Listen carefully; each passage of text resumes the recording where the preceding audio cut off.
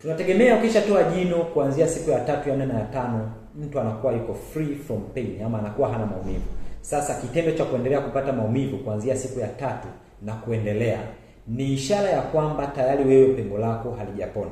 Kwa hiyo linakuwa limepelekea kitu kinaitwa dry socket. Dry socket ni tatizo ama ni changamoto inayowapata watu ambao wanakuwa wameshindwa kutii ama kuheshimu yale maagizo ambayo wanakuwa wamepewa na mtaalamu baada ya kuwa wametoa meno.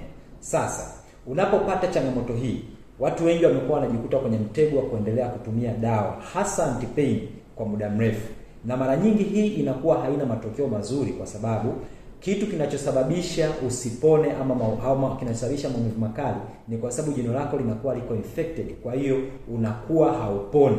Badala yake unavyoendelea kunywa dawa ni kama unaendelea kujipiga ganzi tu, lakini mwisho wa siku huwa ile haiponi. Unachotakiwa kufanya ni kitu rahisi sana. Rudi hospitali ukasafishwa lile pengo na mtaalamu, mwisho wa siku litafunga vizuri. Lakini cha kuzingatia zaidi ni masharti ambayo utapewa na mtaalamu wako.